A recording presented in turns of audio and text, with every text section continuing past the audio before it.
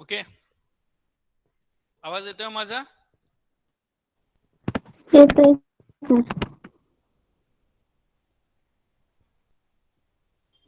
Okay.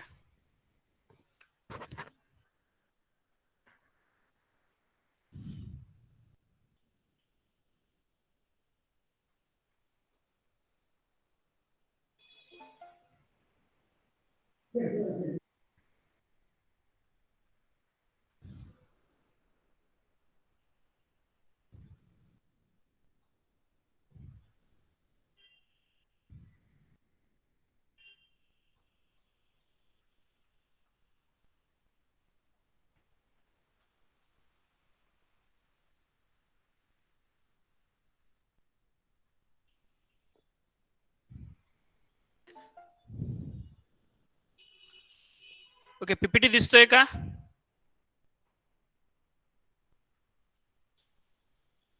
हो sir.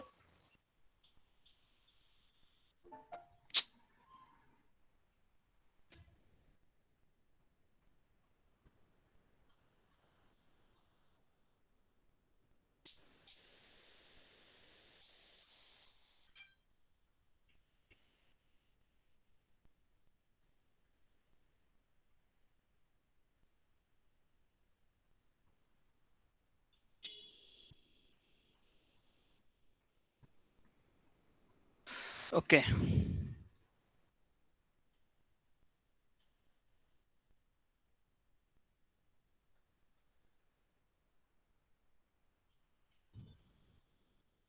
Layout बघितलेलं की नाही? काल आपण काय डिस्कस केलेलं? लेआउट ऑफ एक्सपेरिमेंट बघितलेलं की नाही? म्हणजे लेआउट म्हणजे काय बघितलेलं? काहीतरी एक प्रॉब्लेम, पहिल्यांदा प्रॉब्लेम रेकग्नाइज करायचं, म्हणजे आपल्याला नेमकं काय एक्सपेरिमेंट मधनं साध्य करायचं, that will be our problem. मग ते प्रॉब्लेम सॉल्व्ह करण्यासाठी आपल्याला रिस्पॉन्स व्हेरिएबल कुठले मेजरमेंट घ्यायला पाहिजे जेणेकरून माझा प्रॉब्लेम रिलेटेड सोल्युशन मिळेल किंवा मला एव्हिडन्स मिळेल. तर हे काही जे काही आहे तो व्हेरिएबल म्हणजे काय असणार आहे? आपला रिस्पॉन्स व्हेरिएबल असणार आहे. फॉर एक्झाम्पल डायबिटिक्सचे जर पेशंट बद्दल आपण जर बोलत असू, स्टडी करत असू, तर ऑब्विसली त्यांचा शुगर लेवल आपल्याला बघावं लागेल की नाही. ते शुगर लेवल कमी झालं तर तो डायबिटिक्सचा जो औषध आहे तो चांगला आहे. जर शुगर लेवल कमी होत नाहीये किंवा त्यात काही चेंजेस होतच नाही, मग तो औषध काही उपयोगाचा नाहीये. म्हणजे ज्या व्हेरिएबलच्या आधारावर किंवा ज्या गोष्टीच्या आधारावर आपण आपल्या प्रॉब्लेम बद्दल सोल्युशन फाइंड आउट करायचं किंवा आन्सर करायचा प्रयत्न करतोय, that is called as a response variable. मग त्यानंतर ना रिस्पॉन्स व्हेरिएबल व्यतिरिक्त अजून काही गोष्टी असतील, ते जे असतात ते आपल्या स्टडीवरती इफेक्ट करत असतात. जसं की डायबिटिक्सच्या पेशंटमध्ये त्यांचं ब्लड प्रेशर आहे, त्यानंतर एज आहे, त्यांचा स्ट्रेस लेवल आहे, त्यांचं डाएट आहे, एन्व्हायरमेंटल कंडिशन्स आहेत. ह्या सगळ्या गोष्टीचा पण इफेक्ट कशावर होत असतो, त्या डायबिटिक्सच्या पेशंटवर होत असतो. मग ते पण मला काय करावं लागेल, शोधून काढावं लागेल, जेणेकरून त्यांचा इफेक्ट जो आहे तो मला कसं तर करून मिनिमाइज करता येईल. फॉर एक्झाम्पल, एखादा माणूस जर डाएट फॉलो करत नसेल तर मी त्याला डाएट फॉलो करायला लावेन, किंवा स्ट्रेस घेत असेल तर त्याला योगा वगैरे करायला लावेल, जेणेकरून तो जो ट्रीटमेंट आहे तो चांगल्या पद्धतीने आपल्याला त्याचा रिस्पॉन्स मिळेल किंवा त्याचं इफेक्ट मिळेल. मग त्यासाठी ह्या गोष्टी आपल्याला काय करायचं, डिझाईन ऑफ एक्सपेरिमेंट करत असताना जे काही व्हेरिएबल्स आहेत, जे सोर्सेस ऑफ व्हेरिएशन म्हणून ओळखले जातात, म्हणजे काय, त्यांचा इम्पॅक्ट माझ्या आउटकमवर आहे पण तो मी कंट्रोल करायचा प्रयत्न करतोय, जेणेकरून माझे एक्सपेरिमेंटचे रिझल्ट जे आहेत ते चांगल्या पद्धतीने येतील. मग ते जे सगळं आहे ते आपण डिझाईन ऑफ एक्सपेरिमेंट मध्ये करणार आहोत. त्यानंतर आपण काय बघितलेलं, स्टेप 4 मध्ये कुठे गेला, हा स्टेप 4, सॅम्पल साईज, म्हणजे किती लोकांना आपण, किती पेशंटला आपल्याला एनरोल करायचं आहे. 10 केलं, 20 केलं, 30 केलं, किती करायला पाहिजे.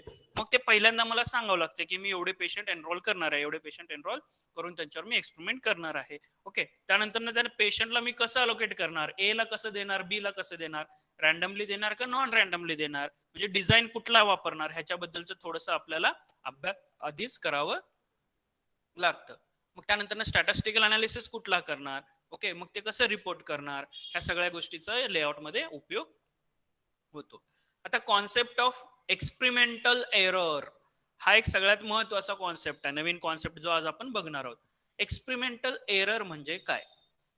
It always endeavour for researcher to control the all factor which can affect the response. Okay, रिसर्चरला सगळ्याच गोष्टी कंट्रोल करता येतील अशातला भाग नसतो. फॉर एक्झाम्पल, आता डायबिटिक्सच्या पेशंटवर आपल्याला माहिती की डाएट आहे, त्यांचं एज आहे, स्ट्रेस लेवल आहे, ह्याचा इफेक्ट होतो. त्याच्यामुळं डायबिटिक्स जे आहे ते कमी जास्त होतं किंवा आजार कमी जास्त होतं.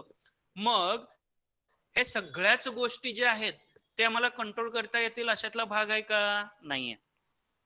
आता एखाद्या माणसाला मी ऍज अ डॉक्टर सांगितले की बाबा जास्त टेन्शन घेऊ नको, पण ते बाबा अननेसेसरीली, काही नसताना पण काही लोक टेन्शन घेतात की मला आजार झालं, मला डायबिटिक्स आहे, माझं शुगर वाढायला आहे, ओके, माझं पोरग घरी रात्री उशिरा येतं का, उगं काय पण टेन्शन घेत असतात. मोबाईल माझं काम करत नाही, माझं कोणाचा मिस कॉल आला असेल का, फालतूचं टेन्शन घेत असतात काही जण. मग कितीही केलं तरी त्याला काही उपयोग आहे का? नाही.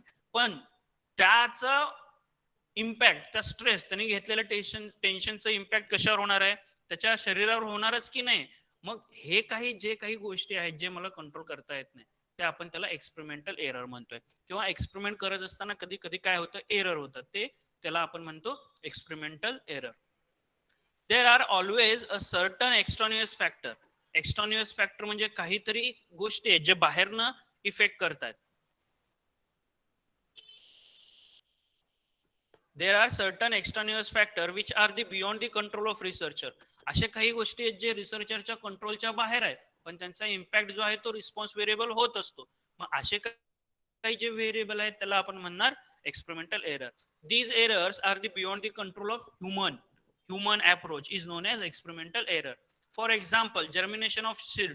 ओके, आता तुम्ही एक चांगली माती घेतलात, सगळं फर्टिलायझर आहे, सीड जे आहेत, बियाणे जे आहेत ते तुम्ही पेरलेलात, पण त्यांचं जे आहे ते काय म्हणतो आपण त्याला, ते सीड पूर्णपणे हे होतच नाहीयेत, म्हणजे जर्मिनेट होतच नाही. ओके, मग त्यात आपण काही करू शकतो का? आम्ही त्या बियाणं जे आहे त्याला जाऊन मी कानात सांगू येतो, रे तुझं आता तू जर्मिनेट व्हायचं आहे, तुला मुळं सोडायचे, असं सांगू शकतो का? नाही. These R the beyond the control. का होत नाही? तिथं खूप सारे गोष्टी आहेत, मे बी त्याच्यावर फंगस लागलाय किंवा अदर काही गोष्टी आहेत which are the beyond our control.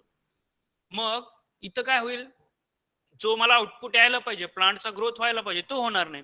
किंवा प्लांट ग्रोथ, आता तुम्हाला माहिती आहे प्रत्येक झाडांचं किंवा प्रत्येक माणसाचं एक इनबिल्ड इम्युनिटी पॉवर असते किंवा इनबिल्ड कॅपॅसिटी असते. ओके, ती कॅपॅसिटी जी आहे ते आपल्या ग्रोथसाठी, ओके, इम्युनिटी पॉवर म्हणा, ते सगळं. मग एखाद्या स्पेसीमध्ये ग्रोथच कमी असेल किंवा त्याच्यामध्ये काहीतरी प्रॉब्लेम झालेला आहे, मग तो ग्रो होईल का? नाही होणार. त्याला कितीही चांगले तुम्ही फर्टिलायझर द्या, कितीही चांगली माती द्या, किती, मुळात ते प्लांटच वीक असेल तर त्याला आपण काहीच करू शकत नाही.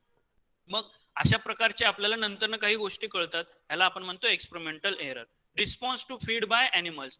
ओके, अॅनिमलचा रिस्पॉन्स येत नाहीये, ओके, तो देत नाही, मग तो एक्सपेरिमेंटल एरर झाला. Sudden changes in climatic condition, हा पण एक्सपेरिमेंटल एरर झाला. किंवा कधी कधी एक्सपेरिमेंटल एरर कसं असतं बघा, आता समजा तुम्ही एक एक्सपेरिमेंट काय करताय, बॉडी टेम्परेचर मेजर करायचा. मग तो बॉडी टेम्परेचर मेजर करायचा जो डिव्हाइस आहे त्याच्यातच काही खराबी आली. म्हणजे खराबी म्हणजे काय, तो कधी कधी बरोबर रिडिंग दाखवतो, कधी कधी चुकीचं रिडिंग दाखवतो. मग त्याच्यामुळे काय झालं, माझ्या एक्सपेरिमेंट मध्ये सर चुकीचे ऑब्झर्वेशन यायला. आवाज येत नाही सर. हॅलो, काहीच येत नाही. हॅलो हॅलो हॅलो सर, येतोय, आता येतोय? आम्हाला येतोय, आम्हाला येतोय, तिला रेंज प्रॉब्लेम आहे.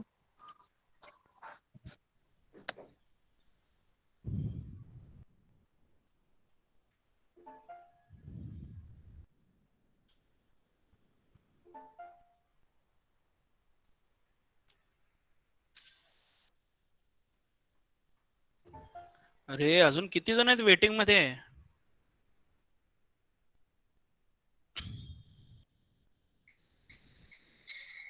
येतोय ना आवाज?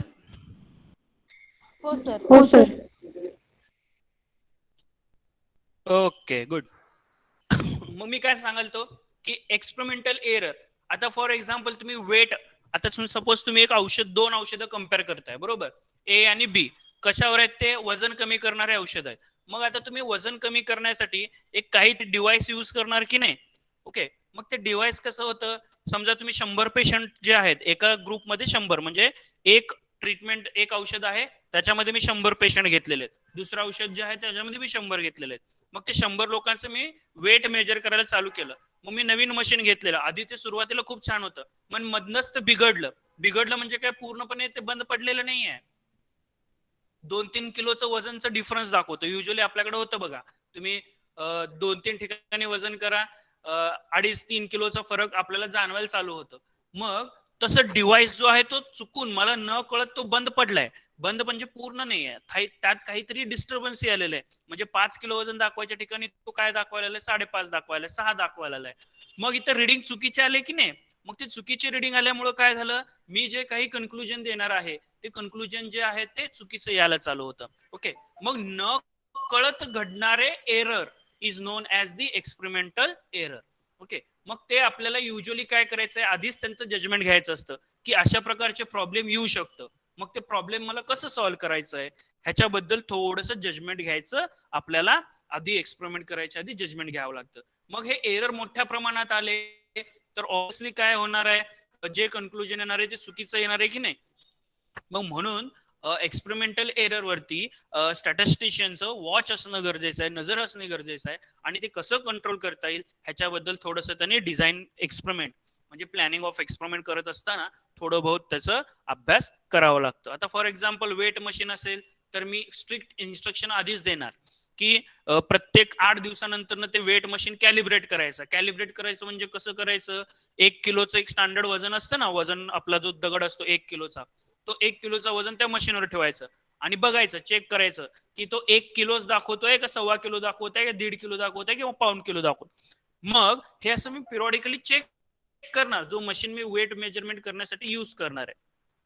किंवा मी ब्लड प्रेशर मेजर करत असेल तर तो पिरियॉडिकली मी चेक करणार, जेणेकरून माझे जे रिझल्ट आहेत, आउटकम्स आहेत ते माझे बरोबर येतील, ऑब्झर्वेशन बरोबर येतील. तर अशा प्रकारचं काय छोटे छोटे प्रिकॉशन आपल्याला घ्यायचे असतात.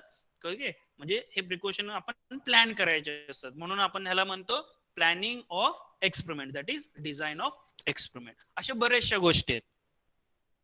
ओके, आता हे सगळं झालं बेसिक टर्मिनॉलॉजी.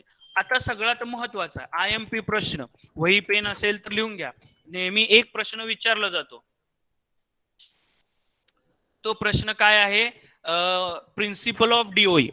प्रत्येक एक्झाम मध्ये, युनिट टेस्टला, बऱ्याचशा ठिकाणी हा प्रश्न विचारला जातो. What is that? Principles of DOE, design of एक्सपेरिमेंटचे प्रिन्सिपल्स कुठले कुठले आहेत. आणि हा खूप महत्वाचा आहे आपल्याला पूर्ण DOE समजून घेण्यासाठी. In 1935, Ronald A. Fisher, okay, R.A. Fisher, त्यालाच आपण म्हणतो sir Ronald Fisher, proposed a methodology for designing experiments. एक मेथोडॉलॉजी त्यांनी प्रपोज केलं, त्यालाच आज आपण म्हणतो design of experiment. In his book, त्या बुकचं नाव काय होतं? Design of experiments. 1935 साली लिहिलेलं कॉन्सेप्ट, थेअरी आजही आपण ऍज इट इज शिकतोय. म्हणजे त्यांनी किती चांगल्या आणि स्ट्रॉंग पद्धतीने ते प्रेझेंट केलं असावं किंवा इन्व्हेंट केलं असावं ह्याचा विचार करू शकता. एक गंमत म्हणून एक सवय लावून घ्या आणि त्यातनं आपल्याला खूप गोष्टी कळतात. की एखादे थेअरी शिकत असेल तर त्याचं खरंच थोडंसं हिस्ट्री वाचायला शिका. जर नॉर्मल डिस्ट्रीब्युशन वगैरे जर तुम्ही बघितलात तर हे 17व्या शतकात 18व्या शतकात लिहिलेले थेअरीज आहेत आणि आजही ऍज इट इज ते आपण वापरतो. ओके, म्हणजे खूप जुने थेअरी आहेत, पण किती जग बदललं, पण ते कॉन्सेप्ट जे आहेत ते आजही फंडामेंटल कॉन्सेप्ट आहेत आणि त्याच्यावर आजही रिसर्च होतो आणि त्याच्यातनं आपल्याला बरंचसं काही प्रॉब्लेम सोल्युशन फाइंड आउट करायला उपयोगी पडतात. Okay, so new invention nowadays खूप अवघड आहे, पण बदलत्या टायमानुसार मॉडिफिकेशन जे आहेत ते आपण हे प्रपोज करू शकतो स्टॅटिस्टिक्स मध्ये ना. आता पुढे बघा, R.A. फिशरनी हे डेव्हलप केलेलं आहे काय? सगळं डिझाईन ऑफ एक्सपेरिमेंटचं. Now design of experiment is basically process of planning. काय तो? प्रोसेस ऑफ प्लॅनिंग, जे आतापर्यंत आपण डिस्कस केलेलं आहे. Designing and analysing the experiment in a such a way that to effectively draw a valid conclusion. हे आपण बघितलेलं आहे. एक प्लॅनिंग आहे कशाचा? एक्सपेरिमेंटचा, जेणेकरून आपण त्याचं प्रॉपर अनालिसिस करून एक व्हॅलिड कन्क्लुजन किंवा एखाद्या प्रश्नाचं प्रॉपर उत्तर आपल्याला फाइंड आउट करायचं असतं.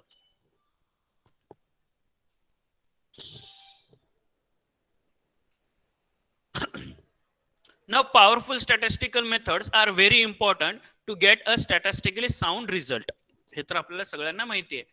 पॉवरफुल स्टॅटिस्टिकल मेथड्स म्हणजे बरोबर स्टॅटिस्टिकल मेथड्स टूल्स असतील तर आपण काय करू शकतो? साऊंड रिझल्ट किंवा ऍक्युरेट रिझल्ट देऊ शकतो.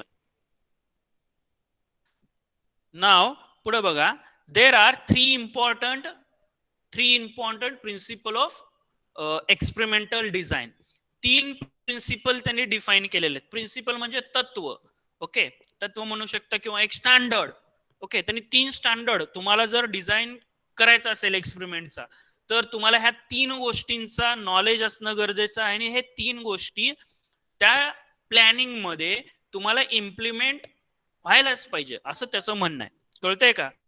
प्रिन्सिपल म्हणजे काय? डिझाईन ऑफ एक्सपेरिमेंट म्हणजे R.A. फिशरनी काय सांगितलं, जर एखाद्याला डिझाईन प्लॅन करायचा, सॉरी एक्सपेरिमेंट प्लॅन करायचा असेल तर ते प्लॅनिंग मध्ये त्यांनी हे 3 गोष्टी, 3 कॉन्सेप्ट, 3 प्रिन्सिपल इम्प्लिमेंट करायलाच पाहिजे. पहिला कुठला आहे? रँडमायझेशन. दुसरा कुठला आहे? रिप्लिकेशन. तिसरा कुठला आहे? ब्लॉक.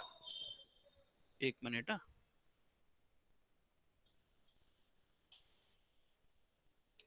तिसरा कुठला आहे? ब्लॉकिंग और लोकल कंट्रोल. दोन्ही एकाचेच नाव आहेत. म्हणजे हे तिन्ही तुम्हाला डिझाईन मध्ये इम्प्लिमेंट करायलाच पाहिजे. These principles plays very important role in decreasing or removing the experimental bias. म्हणजे जे काही बायस, माझ्या बायस म्हणजे त्रुटी, एरर, मगाशी आपण म्हणलो ना एक्सपेरिमेंटल एरर, जे एरर येत आहेत ते एरर आल्यामुळे काय होतं? मला प्रॉपर कन्क्लुजन किंवा ऍक्युरेट रिझल्ट मिळत नाही. मग ते अवॉइड करण्यासाठी ह्या 3 प्रिन्सिपलचा उपयोग आपल्याला करायचाच आहे, करावंच लागतं आणि त्याशिवाय ना होतच नाही. मग आता हे काय 3 प्रिन्सिपल्स आहेत ते आपण आता बघूया. फर्स्ट जो आहे त्यांनी 3 प्रिन्सिपल, नाव कुठले कुठले सांगितले हो?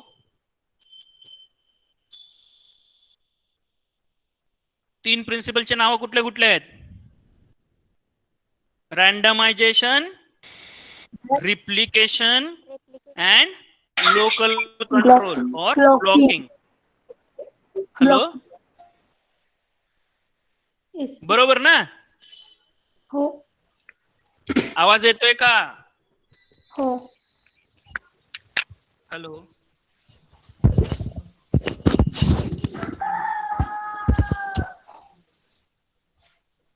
हॅलो, हो सर येतोय. हो सर येतोय ना? येतोय. गुड. ओके, मग त्यातला आपण सगळ्यात पहिला जे आहे ते रँडमायझेशन. हा कॉन्सेप्ट म्हणजे काय बघूया. सी, ह्या जगामध्ये गोष्टी रँडम आहेत म्हणूनच स्टॅटिस्टिक्स आहे. जर सगळ्या गोष्टी सर्टन असत्या, सर्टन म्हणजे काय, ते एका पर्टिक्युलर पॅटर्न मध्ये येतात, ते कसे येतात, कसे जातात, कसे घडतात, कसे घडत नाही, हे जर माहित असलं असतं तर स्टॅटिस्टिक्सची गरजच भासली नसती. ह्या जगात काही गोष्टी आहेत ते रँडम आहेत, म्हणजे ते कसे घडतात ह्याच्याबद्दल आपल्याला काहीही नॉलेज नाही आहे, म्हणून स्टॅटिस्टिक्सचं अस्तित्व आहे. ओके, आणि जिथं जिथं रँडम गोष्टी आहेत किंवा अनसर्टन गोष्टी आहेत, ओके, त्या तिथं सोल्युशन फाइंड आउट करण्यासाठी स्टॅटिस्टिक्सचा उपयोग होत असतो. आता रँडमायझेशन म्हणजे काय ते आपण लक्ष देऊन बघूया. ह्याच्या आधी थोडंसं तुम्हाला झालेला पण असेल, पण मी पूर्णपणे अजून एकदा सांगणार आहे. Randomized experimental design assigns randomly to the experimental group. इथं काय लिहिलंय, रँडमाइज्ड एक्सपेरिमेंटल डिझाईन. ओके, इथं ट्रीटमेंट हा शब्द मिसिंग आहे. हा एकच मिनिट, हा मी अजून एकदा करतोय आणि लिहितोय.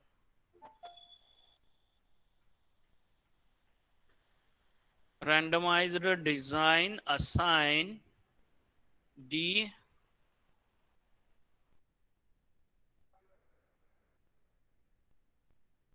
ट्रीटमेंट, बरोबर आहे.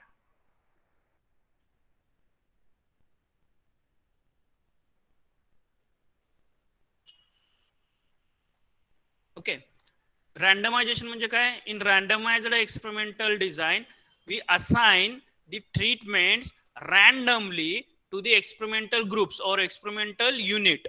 म्हणजे जे ट्रीटमेंट आपण एक्सपेरिमेंटल युनिटला देणार आहोत ते रँडमली देणार आहोत. रँडमली म्हणजे ओके, कोणीही असं जाणून बुजून प्रत्येकाला असं देणार नाही. जे काही देणार आहे किंवा ट्रीटमेंट मी असाइन करणार आहे ते randomly, without considering any priority, any weightage.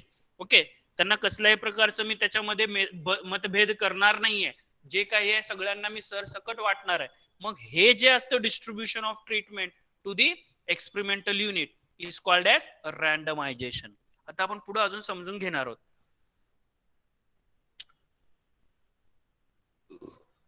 Randomization is a common practice to reduce the bias. Just be a expert judgment or a selection bias. आता हे गोष्टी समजून घेण्यासाठी की एक्सपर्ट जजमेंट काय आहे, सिलेक्शन जजमेंट काय आहे, हे समजून घेण्यासाठी आपण काय करूया, थोडस पुढं अजून आपण नॉलेज बघूया, थोडंसं डेफिनेशन वगैरे बघूया, जेणेकरून आपल्याला सिलेक्शन बायस आणि एक्सपर्ट जजमेंट काय आहे हे आपल्याला गोष्टी समजतील. डेफिनेशन काय आहे बघा, randomisation. When all treatments have equal chance of being allocated to different experimental unit is known as randomisation. Okay, म्हणजे याचं काय झालं, जेव्हा सगळे एक्सपेरिमेंटल युनिट जे आहेत ना, एक्सपेरिमेंटल युनिट काय काय असू शकतात, उंदीर असू शकतं, ॲनिमल्स असू शकतात, ह्युमन बिंग्स असू शकतात, patient, plant, anything, any living or non living organisation, sorry living things or non living things. आता रँडमली म्हणजे नेमकं मी काय करतोय, जे काही ट्रीटमेंट मी देणार आहे एक्सपेरिमेंटल युनिटला ते देत असताना प्रत्येकाला इक्वल चान्स आहे की तो ट्रीटमेंट मिळेल. ओके, आता हे समजून घेण्यासाठी बघा आपण एक गोष्ट समजून घेऊया. रँडमायझेशन किंवा रँडमायझेशन आणि नॉन रँडमायझेशन ही प्रोसेस समजून घेण्यासाठी, समजा मला काय करायचं आहे, तुम्ही एक किती 50 जणांमधले 10 जणांना मला एका कॉन्फरन्सला किंवा एखाद्या ट्रिपला पाठवायचं आहे. ओके, स्टुडंट रिप्रेझेंटेटिव्ह म्हणजे वायसी कडनं मला सिंगापूरला पाठवायचं आहे 10 जणांना, 100 पैकी, सॉरी 50 पैकी 10 जणांना. मग मला काय करायचं आहे, ह्या 100 पैकी 10 जण सिलेक्ट करायचे आहेत की नाही, ते 10 जण सिलेक्ट करण्याचे 2 मेथड आहेत. ते 10 जण सिलेक्ट करण्याचे 2 मेथड आहेत. एक पहिला मेथड कसा आहे बघा, मी ते 50 पैकी 10 जण कसं सिलेक्ट करणार, सिंगापूरला पाठवायचं मला ते, मग मी काय करणार, सगळ्यात पहिल्यांदा सगळ्यात चांगलं फ्लुएंट इंग्लिश कोण बोलतंय, ओके, मी त्याला सिलेक्ट केलं 1 नंबर. 2 नंबर जो थोडा डॅशिंग आहे, म्हणजे घाबरत नाही काय, ओके, किंवा त्याच्याकडे आधीपासून तो अब्रॉडला जाऊन आलेला आहे, त्याला सिलेक्ट करणार. म्हणजे मी हे 10 लोक सिलेक्ट करत असताना त्यांची एक पर्टिक्युलर क्वालिटी ऑब्झर्व करतोय, कळतंय की नाही. ओके, दुसरा, ओके, हा माझ्या मित्राचा भाऊ आहे, ओके, ह्याला सिलेक्ट. ओके, हा माझ्या कॉलनीत राहतो, ह्याला सिलेक्ट. असं काहीतरी एक प्रायोरिटी, एक वेटेज, एक प्रेफरन्स मी देऊन 10 लोकांना सिलेक्ट करतो, बरोबर आहे की नाही. हा झाला नॉन रॅन्डम सिलेक्शन. इथं रॅन्डमायझेशन किंवा रॅन्डम सिलेक्शन येत नाही, रॅन्डमायझेशन सांगण्याचा मी प्रयत्न करतोय. आता दुसऱ्या मेथड मध्ये मी काय करणार, 50 पैकी 10 जण निवडायचे, मग मी रॅन्डमली निवडणार. रॅन्डमली म्हणजे समान नाही. मग हे करत असताना मी काय करणार, आपण लहानपणी राजा राणी चोर शिपाई खेळत होतो माहिती, चिट्ट्या टाकून, ओके, ते गोष्ट मी इथे इम्प्लिमेंट करणार. ती रॅन्डमायझेशन आहे. त्या खेळामध्ये आपल्याला रॅन्डमायझेशन ही गोष्ट आपण शिकलेलो आहोत, तेच आता मी तुम्हाला सांगायचा प्रयत्न करतो. 50तले 10 निवडायचे म्हणून मी काय केलं, 50 जणांचे रोल नंबर, ओके, प्रत्येकाचा रोल नंबर एका युनिफॉर्म चिठ्ठीवरती कागदावरती लिहिणार, ते युनिफॉर्मली फोल्ड करणार आणि ते एका काचेच्या बाउलमध्ये टाकणार. काचेच्या बाउलमध्ये 50 लोकांचे नाव आहेत. आता काय होणार, मी एका कोणाला तर बोलवणार, शफल करणार, ते काचेचं बाउल जे आहे ते शफल करून ठेवणार. आता मी काय करणार, कोणाला तर बोलवणार, ओके, एक नाव, एक चिठ्ठी काढ. मग तो जेव्हा चिठ्ठी काढायला जातो, तो कागद जेव्हा काढायला जातो, तेव्हा सगळ्यांच्या मनात भावना येते, everyone has a equal chance ना. मग प्रत्येकाच्या मनात काय वाटतं, अरे माझं नाव सिलेक्ट होऊ शकतं, कारण हे जे आहे ते प्युअरली चान्स, रॅन्डमली सिलेक्ट करतायत. ओके, जेव्हा मी पहिला काढतोय, okay, roll number 10 selected, okay, तू आलास सर, ओके, तुला इंग्लिश बोलता येते नाही येते काय, ओके, तू BSc स्टॅटिस्टिक्सला आहेत ना, चल तू सिंगापूरला रेडी हो, बॅग पॅक कर. ओके, तो चिठ्ठी मी बाजूला टाकला, तो मुलगा बाजूला पडला. आता दुसऱ्यांदा पुन्हा जेव्हा मी सिलेक्शन घ्यायला जातो, तेव्हा पुन्हा सगळ्यांना वाटतं की अरे माझं पण आता नाव येऊ शकतं. Okay, we have a equal chance of selection. मग हे अशा सिलेक्शनला आपण काय म्हणतोय, मामा लेक्चर तोळा घेते ना आम्हाला असते, लेक्चर तोळा घेते ना मामा आम्हाला असते ना. हा हा हा, okay.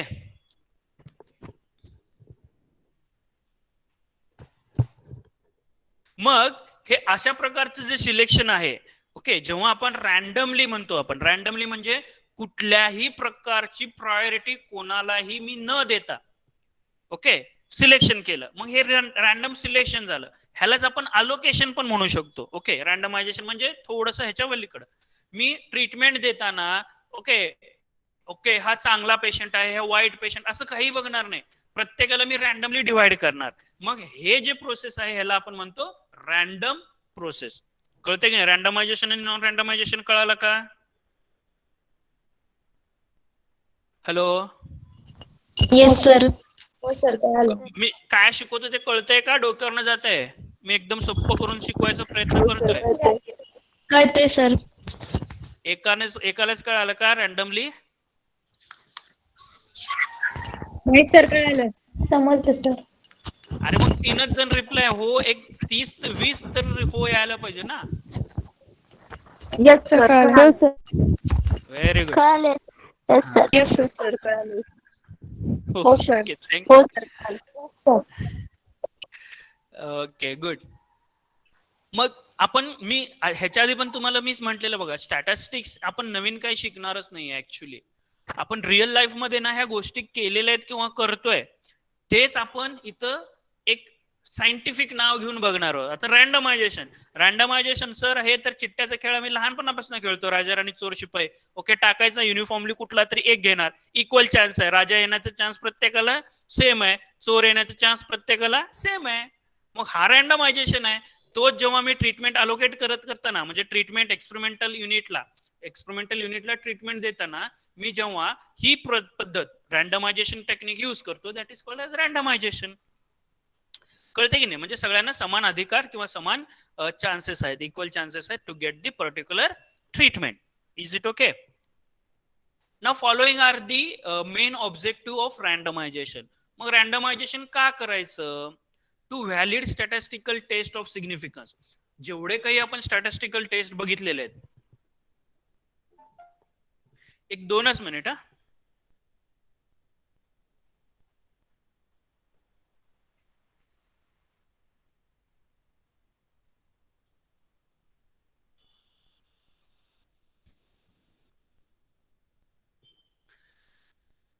Okay, valid statistical test म्हणजे जेवढे काही स्टॅटिस्टिकल टेस्ट आहेत, आता तुम्ही गेल्या सेम मध्ये टी टेस्ट वगैरे बघितला असाल ना, तर कोरिलेशन वगैरे बघितला असाल ना, मग त्याच्यामध्ये एक इंडिपेंडन्स अजम्पशन आहे. तो अजम्पशन जर मला फुलफिल करायचा असेल तर रँडमायझेशन मला उपयोगी पडतं. हे थोडंसं हाय लेवलचं आहे ऑब्जेक्टिव्ह, पण ते तुम्हाला नंतर कळून जाईल. The purpose of randomization is to ensure किंवा assure the sources of variation. जे सोर्सेस ऑफ व्हेरिएशन ते पण मला कंट्रोल करायला किंवा त्याच्यावर एक आपण काय म्हणतो त्याला मिनिमाइज करायला मला उपयोगी पडतं. To avoid the selection bias और एक्सपर्ट जजमेंट. आता सिलेक्शन बायस, बायस म्हणजे त्रुटी, चुका. सिलेक्शन म्हणजे तुम्हाला माहिती. आता सिलेक्शन करत असताना मी जर नॉन रँडमली केलं तर मी काय म्हटलेलं की मगाशी एक मेथड जी होती नॉन रँडमली, 50 पैकी 10 जणांना मी काहीतरी एक त्यांना प्रायोरिटी देऊन पाठवलं होतं. ते कुठं? सिंगापूरला. मग तिथे गेल्यावर काहीतरी ते प्रॉपर रिप्रेझेंट केले नाही. मग मी जेव्हा रँडमली पाठवतो ना, त्यामध्ये सगळ्यात हुशार पण आला, मिडल क्लास पण आला, सॉरी मिडल रेंज असलेला विथ मार्क असलेला पोरगा आला, एकदम पुअर परफॉर्मन्स करणारा पण रँडमली सिलेक्ट झाला. आणि ते गेले आणि तिथे त्यांनी त्या सिंगापूरमध्ये एक क्विज कॉम्पिटिशन होती, त्या क्विज कॉम्पिटिशन मध्ये भाग घेतलं आणि त्यांनी ते 60% मार्क मिळवले. मग तिथले लोक म्हणतील ओके वायसीचे जे आहेत ते ओके 60% आहेत. मग मी सगळे सिलेक्शन करत असताना फक्त हुशार पोरांनाच पाठवलं आणि त्यांनी तिथे त्या क्विज मध्ये 90%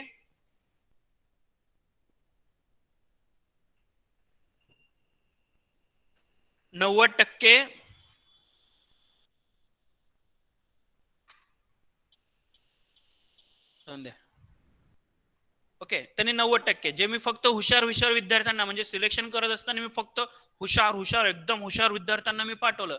मग त्यांनी तिथे जाऊन 90% 95% स्कोर केलं. मग ते तिथले लोक म्हणतील की वायसीचे सगळे विद्यार्थी आहेत ते 95% कॅटेगरी मधले आहेत.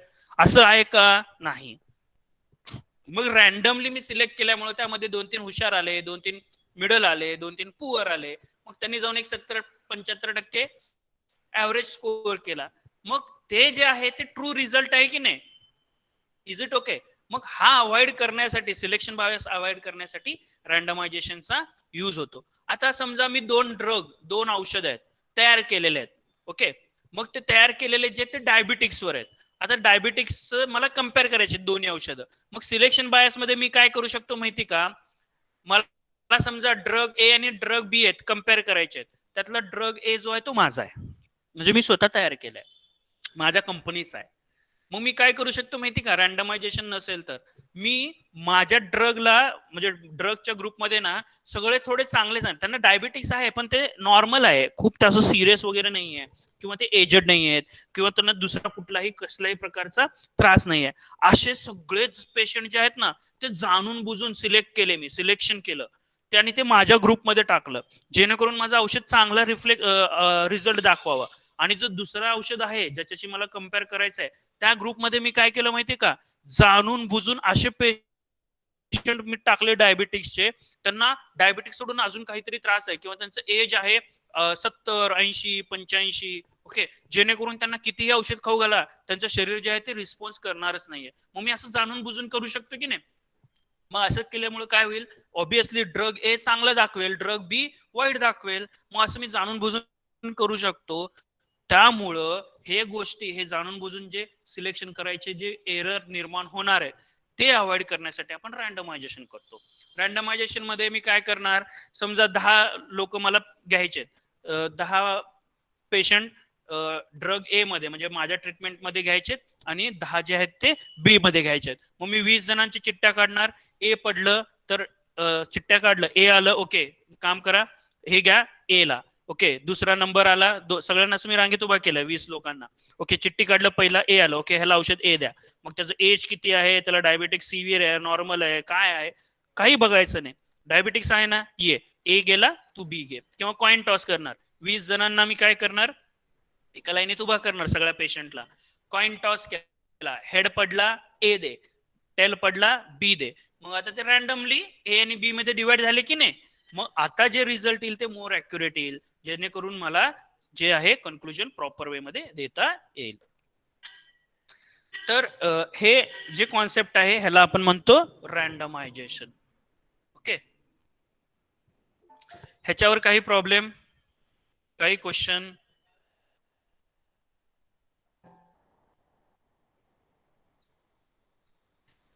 Any problem? कळालं नाही? एक्झाम्पल रँडमायझेशन इथं आपला थोडासा एंड होतो, मग ह्याच्या पुढे रिप्लिकेशन आहे.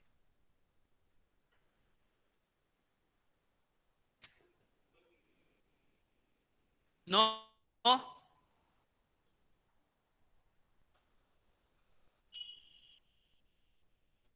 No sir.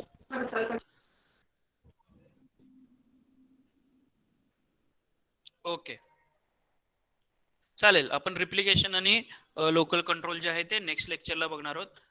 मला अजून काय, हां काही जणांचं गुगल फॉर्म आलेला आहे, अजून बऱ्याचशा लोकांचा गुगल फॉर्म आलेला नाही आहे. ज्यांचं आलंय त्यांना मी लगेच चेक करून देतो. आज मी फ्री आहे. बाकीच्यांनी काय विषय निवडले, गुगलवर बघितलं, काय केलं?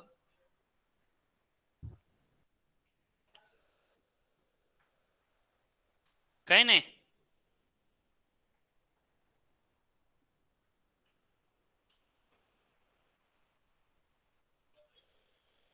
काही प्रॉब्लेम येतोय गुगल फॉर्म बनवताना? एस नो नो एस नाही. चालेल, आपण थांबूया. नेक्स्ट लेक्चर सर कंटिन्यू करतील. नेक्स्ट लेक्चर किती वाजता आहे? 12:30. ओके 12:30 वाजता जॉईन व्हा. हा, नेक्स्ट कॉन्सेप्ट आपण नेक्स्ट लेक्चरला घेऊया. Is it okay? Yes sir.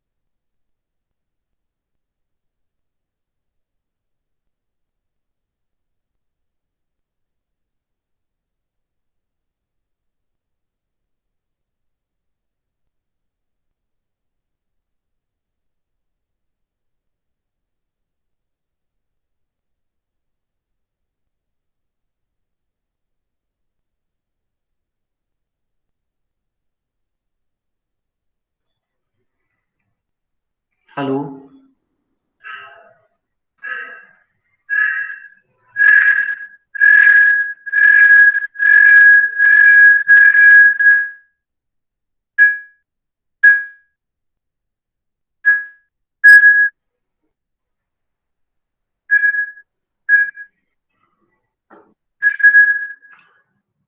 Camera चालू करा सर्वांनी. Video on.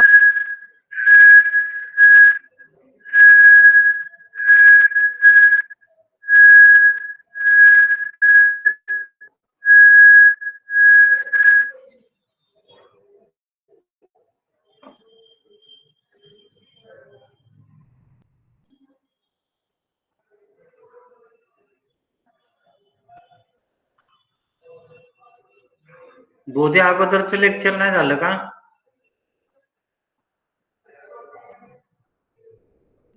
झालं होतं सर, फक्त लवकर सर गेले 5 मिनिटं आधी. लवकर संपलं का?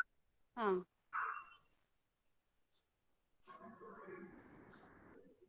ठीक आहे. बाकी सगळ्यांनी व्हिडिओ ऑन करा.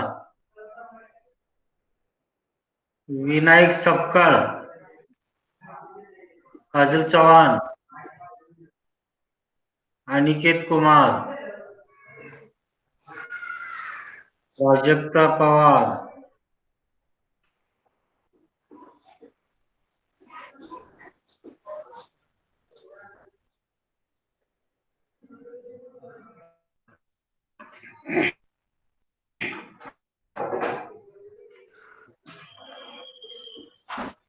ओके. मागच्या वेळी ऑपरेशन्स रिसर्च मध्ये आपण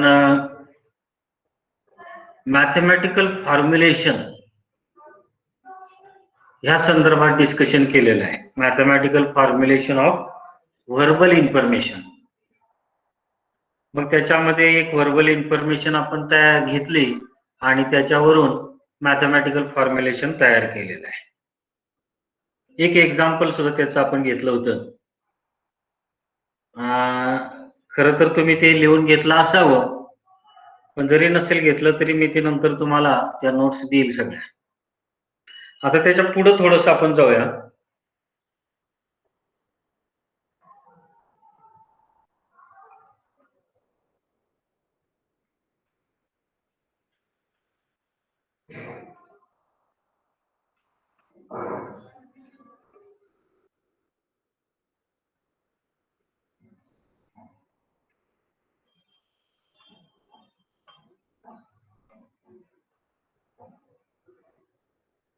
स्क्रीनवरती तुम्हाला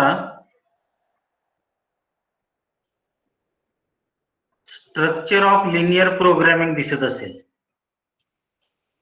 दिसतंय का? मला फक्त रिस्पॉन्स करा. हो सर. हो सर. हा.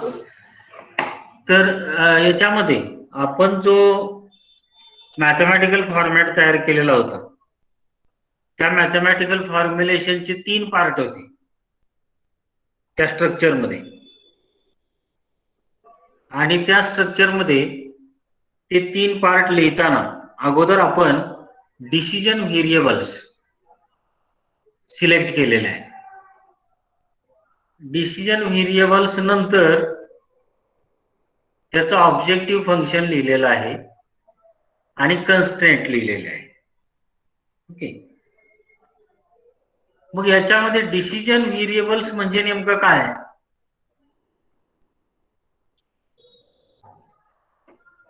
तर हे डिसिजन व्हेरिएबल्स म्हणजे कोणाला जर आठवत असेल आपण काय काय लिहिलं होतं तर ते जरा सांगा बरं त्या एक्झाम्पल मध्ये.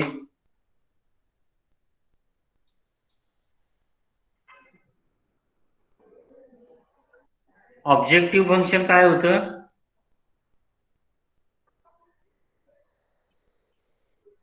एक सुरुवातीचं एक्झाम्पल घेतलं होतं आपण. 2 प्रकारच्या वस्तू होत्या आणि त्याला नाव आपण दिली होती ए आणि बी टाईप. त्याच्यामध्ये ऑब्जेक्टिव्ह फंक्शन काय होतं? पहिलं example.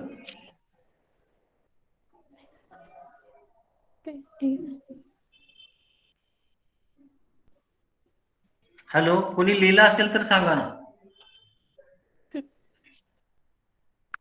Maximum of z is equal to 20x1 plus 10x2. हा, एक मिनिट हा. मी इथं हे करतो.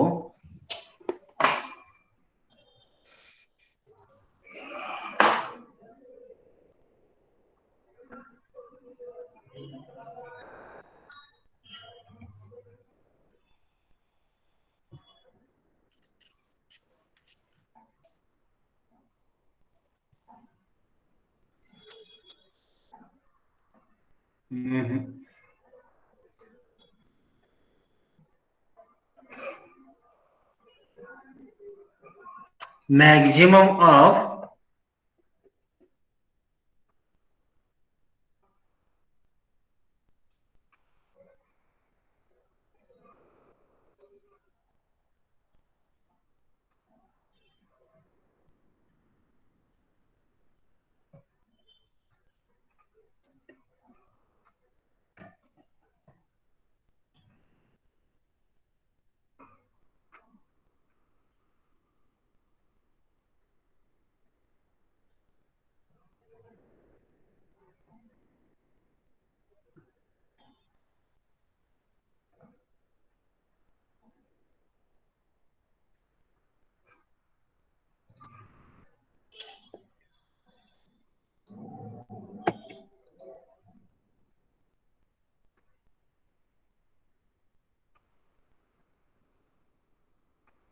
असू द्या, त्यावरच काही दिसत नाही, परंतु ते एक्झाम्पल असं होतं, मॅक्झिमम ऑफ 20x1, बरोबर का? 20 का 30 होतं? 30x1,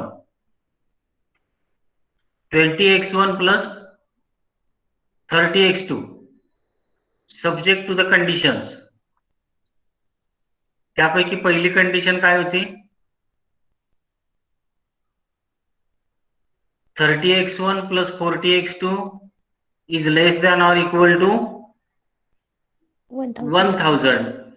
आणि दुसरी कंडिशन होती x1 plus x2 is less than or equal to 100 and x1 comma x2 greater than or equal to 0. या प्रकारची ती कंडिशन होती. आता याच्यामध्ये 3 पार्ट्स होते.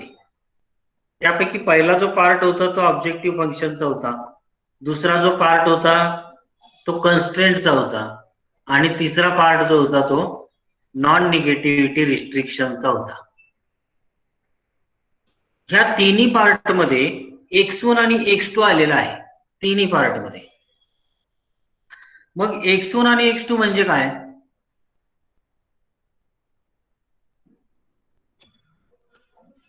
तर x1 आणि x2 म्हणजे डिसिजन व्हेरिएबल्स. इथं नंबर 1 जे तुम्हाला दिसतंय त्याला आपण डिसिजन व्हेरिएबल्स असं म्हणतो. मग डिसिजन व्हेरिएबल्स म्हणजे काय नेमकं?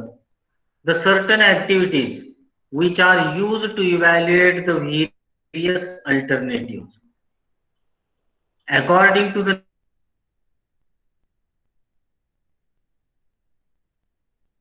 availability resource decision variables.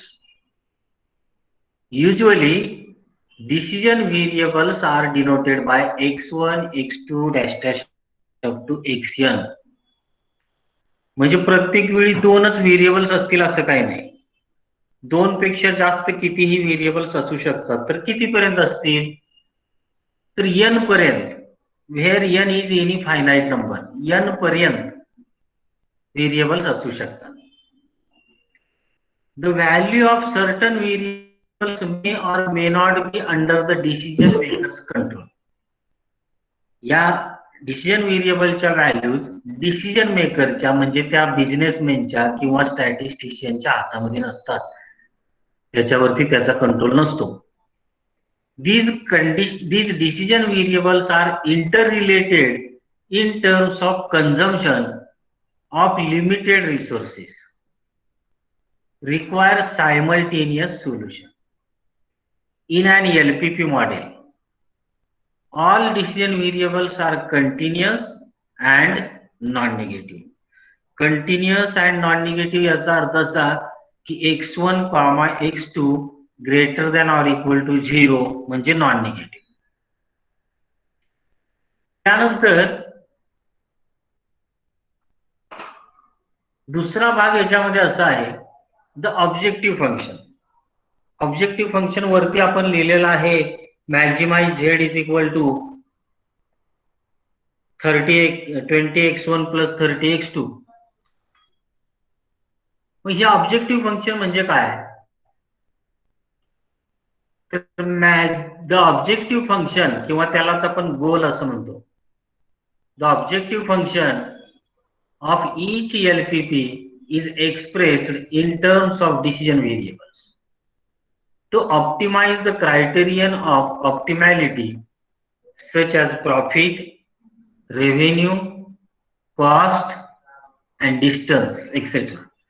आणखी बऱ्याच प्रकारचे ऑब्जेक्टिव्ह फंक्शन असू शकतात. जनरली ऑब्जेक्टिव्ह फंक्शन हे प्रॉफिटचं असतं. जर ते प्रॉफिटचं नसेल तर मग काही वेळा ते रेव्हेन्यूचं असतं किंवा कॉस्टचं असतं किंवा डिस्टन्सचं असतं. ज्यावेळी ऑब्जेक्टिव्ह फंक्शन प्रॉफिटचं असेल त्यावेळी ते मॅक्झिमायझेशन टाईपचं असतं आणि ज्यावेळी ते कॉस्टचं असेल त्यावेळी ते मिनिमायझेशन टाईपचं असेल. थोडक्यात काय तर ऑब्जेक्टिव्ह फंक्शन हे मॅक्झिमाइज किंवा मिनिमाइज ह्या दोन्हीपैकी कोणत्याही प्रकारचं असू शकेल. त्यानंतर तिसरा टाईप आहे द कन्स्ट्रेंट्स. आपण 2 कन्स्ट्रेंट त्या एक्झाम्पल मध्ये लिहिल्या होत्या. त्या कन्स्ट्रेंट म्हणजे काय? देर are certain limitations on the use of resources. For example, labor, machine, raw material, space, money, etc. All these are limited. त्याला आपण पहिल्या लेक्चरला मी तुम्हाला त्याला एक नाव सांगितलं होतं 4M. M म्हणजे man, machine, money and material. असे हे 4 M आहेत and these are always limited. These limitations are expressed in linear inequalities or equalities in terms of decision variables.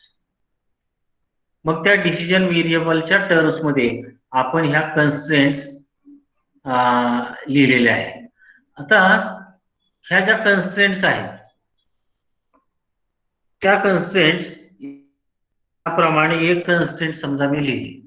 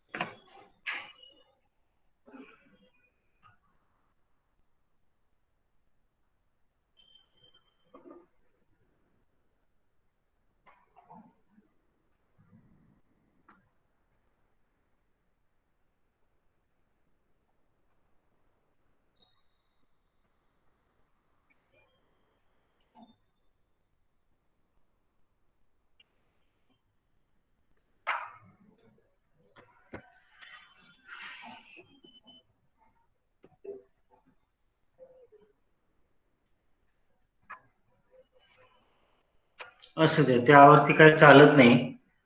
पण एक कन्स्टंट आहे समजा x1 plus x2 is less than or equal to 100. याच्यामध्ये x1 plus x2 म्हणजे नेमकं काय आहे? मध्ये less than or equal to आहे, राईट साइडला 100 आहे आणि लेफ्ट साइडला x1 प्लस x2 आहे. याचा अर्थ नेमका काय होतो? x1 प्लस x2 म्हणजे टोटल युनिट्स आहे, टोटल नंबर ऑफ ऍटम्स आहेत. याचा अर्थ x1 प्लस x2 इतकी आपल्याकडे अवेलेबिलिटी आहे आणि राईट साइडला 100 आहे. 100 म्हणजे आपण जास्तीत जास्त 100च वस्तू त्या ठिकाणी ठेवू शकतो.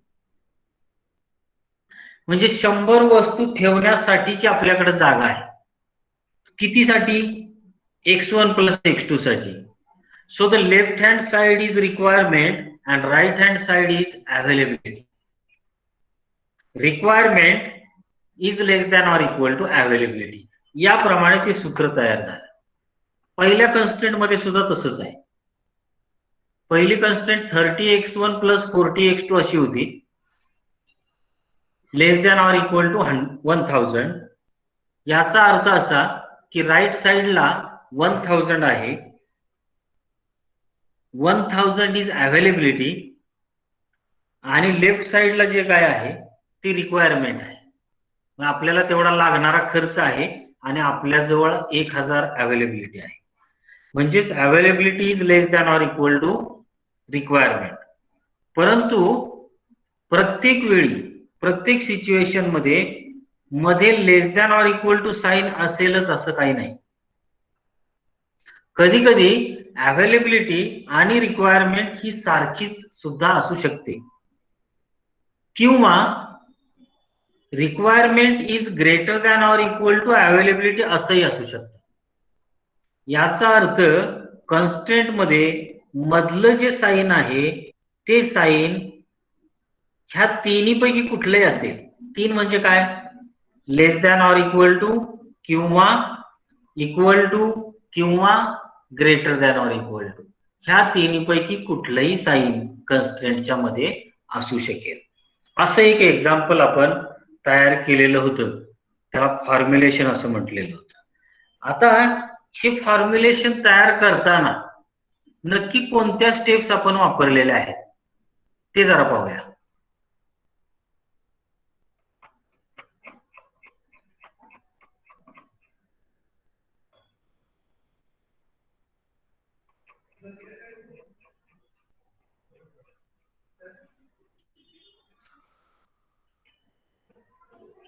हे पहा, formulation of linear programming problem, आणि त्याच्या ह्या स्टेप्स आहेत. Steps of linear programming model formulation are as follows.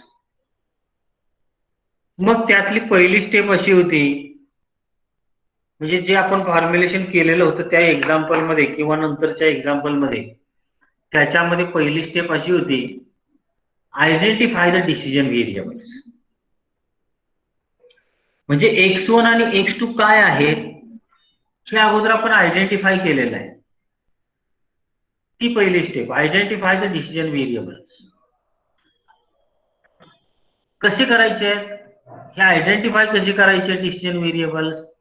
Identify the decision variables bye expressing the objective function and constants verbally.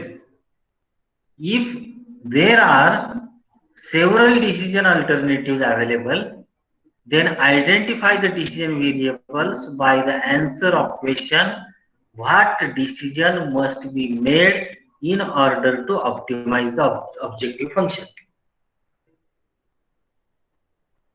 कशावरती decision घ्यायचा आहे हा प्रश्न महत्वाचा आहे. What decision must be made in order to optimise the objective function. Optimise याचा अर्थ काय? Optimise म्हणजे मॅक्झिमाइज किंवा मिनिमाइज, दोन्हीपैकी काही आहे. म्हणजे ऑब्जेक्टिव्ह फंक्शन हे मिनिमाइज असेल किंवा मॅक्झिमाइज असेल, आणि त्या दोन्हीला मिळून एकच शब्द वापरलेला आहे, ऑप्टिमाइज. ते ऑब्जेक्टिव्ह फंक्शन ऑप्टिमाइज करण्यासाठी डिसिजन व्हेरिएबल्स कोणते असावेत, डिसिजन काय घ्यायचा आहे, यावरती डिसिजन व्हेरिएबल्स आपल्याला आयडेंटिफाय करायचे. दुसरी स्टेप याच्यामध्ये अशी आहे, आयडेंटिफाय द प्रॉब्लेम डेटा. त्या प्रॉब्लेम मध्ये डेटा नेमका काय आहे, म्हणजे आपण त्याच्यामध्ये डेटा कसा शोधला, तर त्याची त्या 2 ॲटमच्या कॉस्ट किती, त्याची प्रॉफिट किती, त्यानंतर त्याच्याजवळ अवेलेबिलिटी किती आहे, हा जो डेटा आहे तो डेटा आयडेंटिफाय करणं ही दुसरी स्टेप आहे. Identify the problem data so as to provide the actual values for the decision variables. For these, enumerate all types of information with respect to the given problem. To determine these values of decision variables, note that the decision maker, DM हा एक short form इथं मी लिहिलेला आहे. DM म्हणजे decision maker, can control values of the variables but cannot control the values of the data. डेटाच्या values आपण control करू शकत नाही, but decision maker can control the values of variables. This is second step. Then the third step is formulate the constraints. Constraint formulate करायचे कशा? Express the constraint verbally. अगोदर तोंडी त्या एक्सप्रेस करा in terms of requirements and availability. म्हणजे left साइडला काय असावं, राईट साइडला काय असावं हे अगोदर निश्चित करा. Of each resource, then convert the verbal expression of the constraints imposed by the resource availability as linear equality or equality in terms of decision variables. These constraints are the conditions. ह्या constraints म्हणजेच काय आहेत तर conditions आहेत, म्हणजेच limitations आहेत. These constraints are the conditions that the decision variable must satisfy for acceptable solution. These constraints typically arise due to physical limitations, management restrictions, external restrictions, logical restrictions etcetera. अशा प्रकारच्या अनेक restrictions असतील, limitations असतील, त्यावरती या constraints तयार होतात. आणि मग शेवटी चौथी स्टेप आहे formulate the objective function. Identify whether the objective function is to be maximized or minimized. Then express it verbally. म्हणजे अगोदर ते ऑब्जेक्टिव्ह फंक्शन मॅक्झिमाइज आहे की मिनिमाइज आहे हे अगोदर आपल्याला ठरवावं लागेल. जर ते प्रॉफिट फंक्शन असेल तर निश्चितच मॅक्झिमाइज असणार आहे. जर ते कॉस्ट फंक्शन असेल तर ते मिनिमाइज असणार आहे. म्हणजे ते मॅक्झिमाइज आहे का मिनिमाइज हे अगोदर ठरवून घ्यावं लागेल. आणि मग then express it verbally such as maximize the profit or minimize the total cost. Then convert it into a linear mathematical expression in terms of decision variables multiplied by their profit or cost contribution. याप्रमाणे objective function आपल्याला लिहिता येईल. अशा ह्या 4 steps आहेत आणि ह्या 4 steps use करून कोणताही प्रॉब्लेम आपल्याला मॅथमॅटिकली फॉर्म्युलेट करता येईल. तो मॅथमॅटिकली फॉर्म्युलेट करण्यासाठी एक एक्झाम्पल आपण घेतलेलं होतं. दुसरंही एक एक्झाम्पल या ठिकाणी दिलेलं आहे. या टाईपचे एक्झाम्पल्स तुम्हाला प्रॅक्टिकल मध्ये आणखी काही होतील. ओके, तर प्रॅक्टिकल मध्ये काही एक्झाम्पल्स त्याच्यामध्ये तुम्हाला होऊ शकतात. आता याच्यामध्ये महत्वाचं काय आहे तर आपण जो काही प्रॉब्लेम लिहिलेला आहे तो प्रॉब्लेम हा 2 व्हेरिएबल साठी लिहिला. 2 व्हेरिएबल साठी x1 आणि x2 साठी. हाच प्रॉब्लेम आपल्याला n व्हेरिएबल साठी लिहिता येईल का? तो प्रॉब्लेम आता कसा लिहायचा बघा. तुमच्या वहीमध्ये वरच्या बाजूला लिहा. प्रत्येकानं वहीमध्ये ह्या पॉइंटचं नाव आहे जनरल फॉर्म ऑफ LPP आणि हा जनरल फॉर्म आपल्याला आता लिहायचा आहे.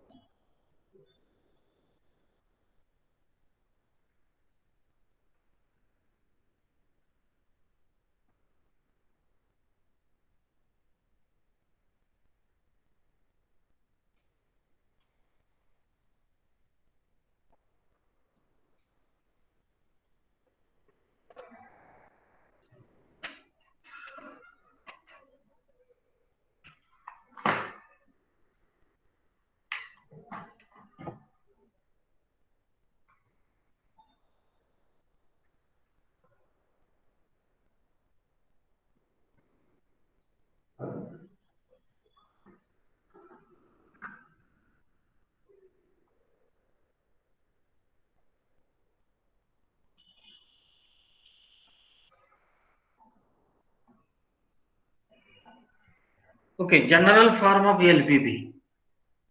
आता ह्या जनरल फॉर्म मध्ये ऑब्जेक्टिव्ह फंक्शन या प्रकारचे येईल. ऑब्जेक्टिव्ह फंक्शन हे मॅक्झिमाइज किंवा मिनिमाइज ह्या प्रकारे दोन्ही टाईप मध्ये असू शकेल. आणि त्यावेळी ते दोन्ही टाईप मध्ये असेल त्यावेळी त्याला आपण इथे लिहितो optimise. Optimise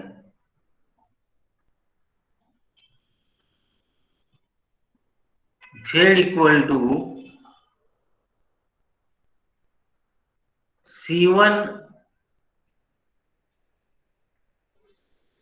x1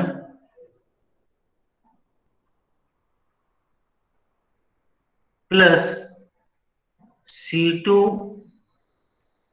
x2 plus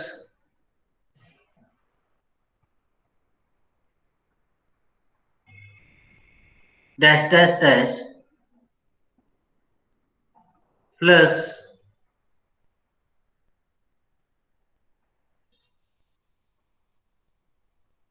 Cn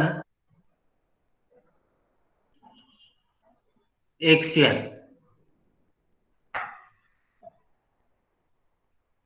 हे जरा इथं स्लेट पाटीवरती लिहिताना थोडासा त्रास होते, लिहिणं व्यवस्थित जमत नाहीये, पण तरीही जे दिसते ते व्यवस्थित समजून घ्या. काही दिसत नसेल तर मला विचारा. तर याप्रमाणे ऑब्जेक्टिव्ह फंक्शन असेल. दिस इज जनरल फॉर्म. त्याच्या खाली इथं ऑप्टिमाइजच्या खाली बरोबर इथं लिहायचंय सब्जेक्ट टू.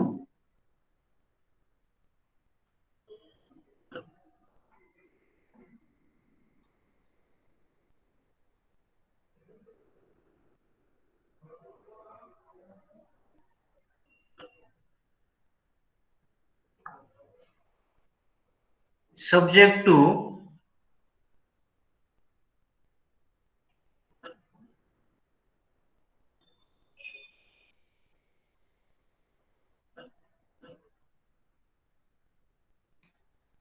खाली कन्स्ट्रेंट त्याच्या याप्रमाणे येतील. A11 x1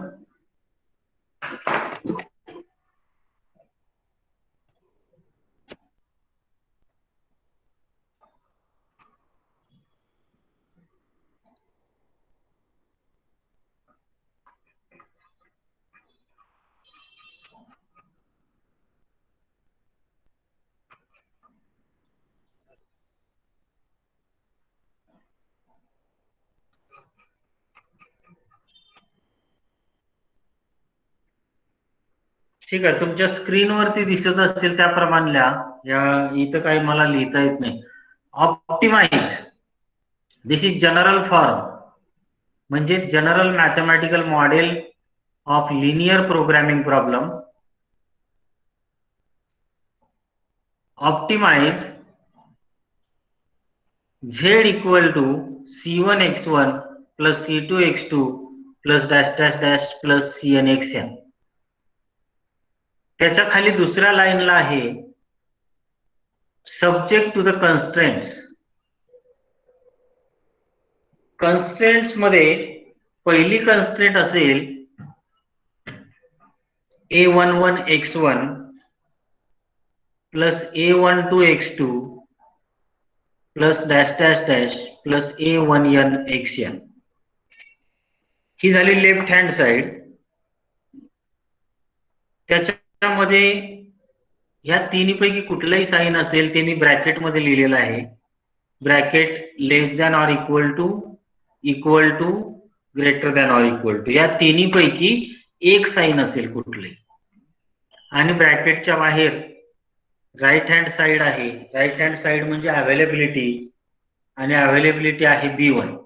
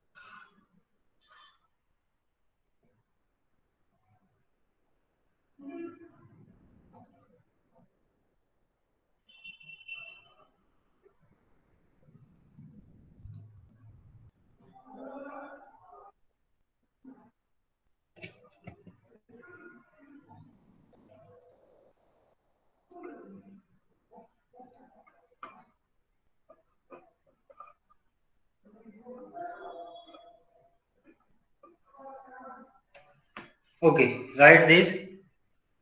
This is second constraint. A21 x1 plus A22 x2 plus dash dash plus A2n xn. पुन्हा या ठिकाणी लेफ्ट हँड साइड आणि राईट हँड साइडच्या मध्ये तीन पैकी एक सिम्बॉल येईल. Less than or equal to किंवा greater than or equal to right hand साइडला B2.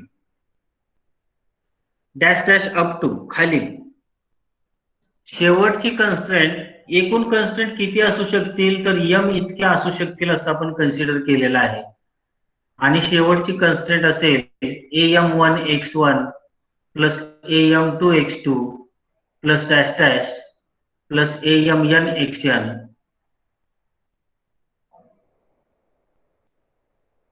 is less than or equal to or greater than or equal to BM.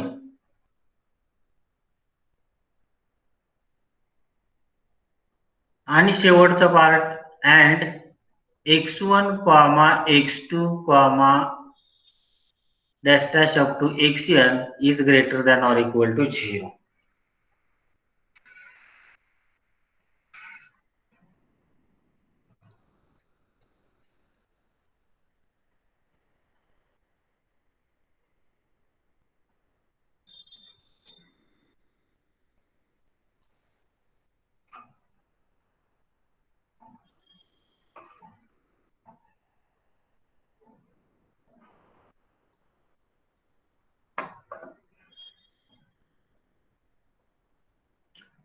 Okay, आता तुम्ही लिहून झाले का सगळं तुमचं?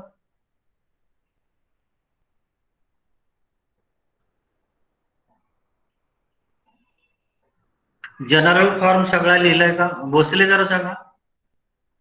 हो सर, लिहिला. तो जनरल फॉर्म पुन्हा एकदा मी सांगतो त्याप्रमाणे आहे का जरा फक्त चेक करा सगळ्यांनी.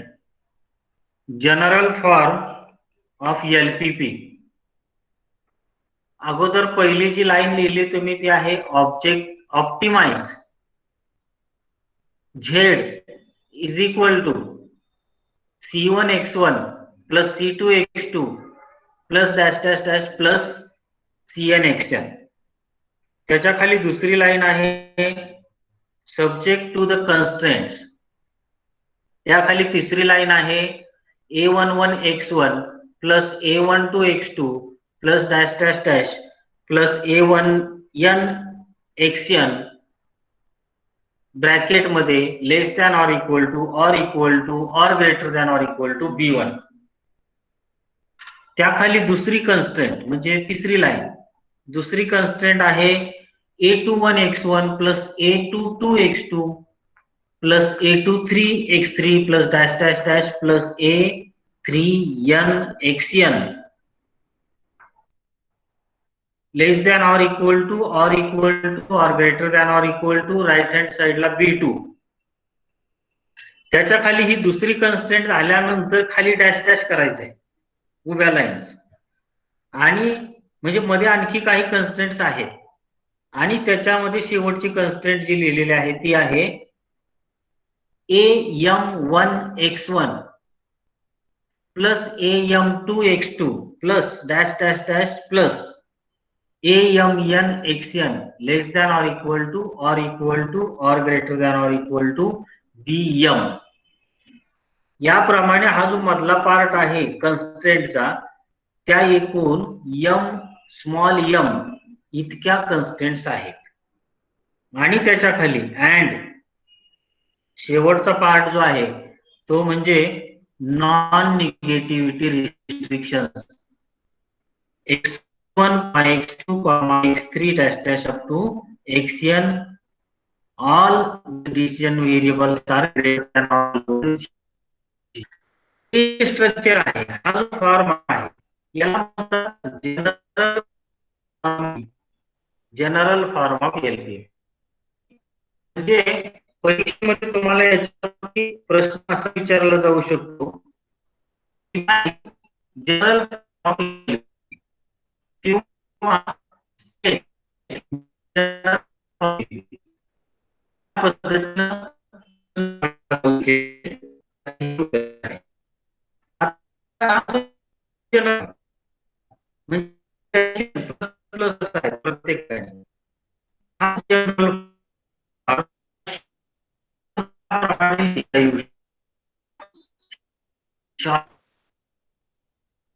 हे द्यायचे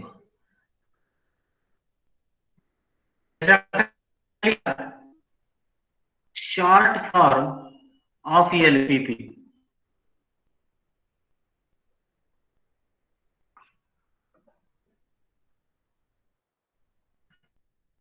शॉर्ट फॉर्म ऑफ LPP आणि मग शॉर्ट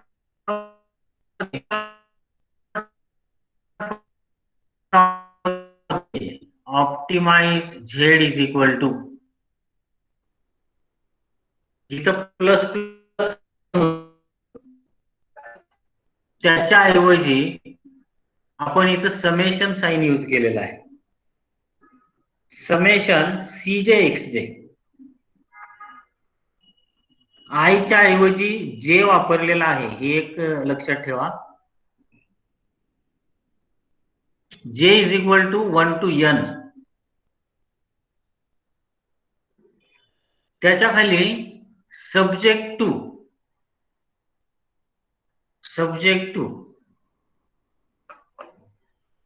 म्हणजे दुसऱ्या लाईनला हे जे एस टी इथं लिहिलेलं दिसतंय एस टी, त्याचा अर्थ सब्जेक्ट टू, आणि हे त्याच्या पुढचं जे आहे ते त्याच्या खालच्या लाईनला लिहा.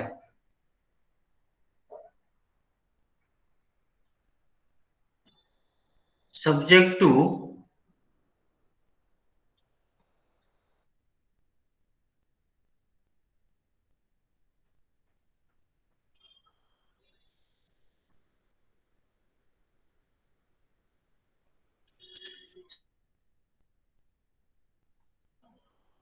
AIJ XJ.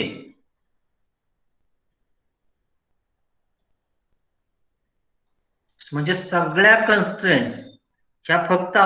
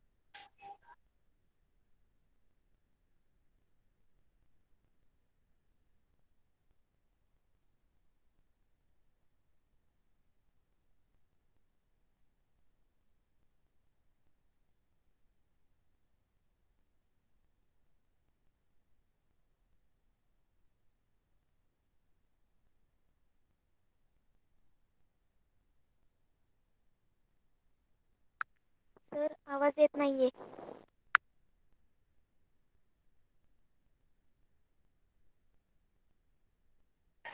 सर तुम्ही म्यूट केलाय तुमचा कॉल व्हिडिओ.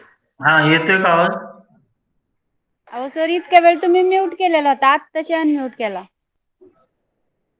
बर बर बर. परत घ्या. कुठपर्यंत लिहिलंय तुम्ही?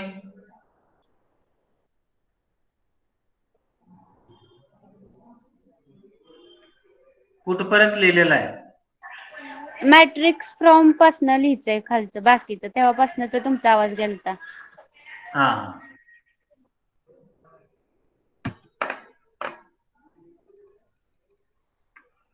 हा, इथं आहे बघा, मॅट्रिक्स फॉर्म.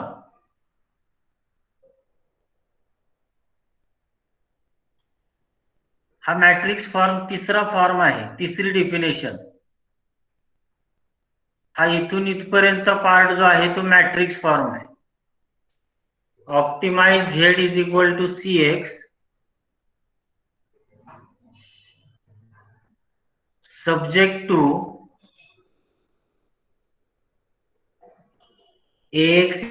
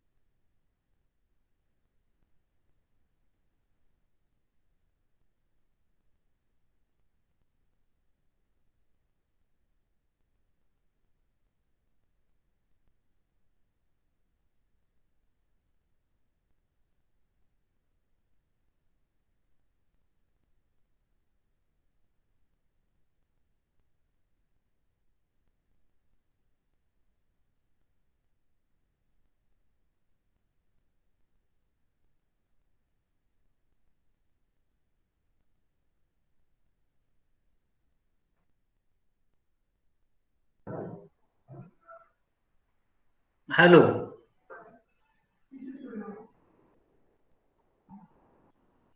हा, ऐकू येते का? हो सर येते ऐकायला. पण आपण काय करूया, आज जरा फारच डिस्टर्बन्स होते, हे सारखंच डिस्कनेक्ट होत आहे. आपण मला वाटतं आज थांबूया इथं आणि पुढच्या लेक्चरला आपण बघूया. म्हणजे एखादा ब्लॅकबोर्ड जर आपल्याला मिळाला, त्या ब्लॅकबोर्ड वरती वेगळा दुसरा कॅमेरा देणार आहेत असं मला कळतंय. तो कॅमेरा जर असेल आणि मी फळ्यावर जर लिहिलं तर ते तुम्हाला जास्त चांगलं समजेल असं मला वाटतंय. त्यामुळं आज आता बस करूया आपण. ओके, म्हणजे मॅट्रिक्स फॉर्म पासून पुढचं मी पुढच्या लेक्चरला घेईल. Okay, thank you. You can leave now.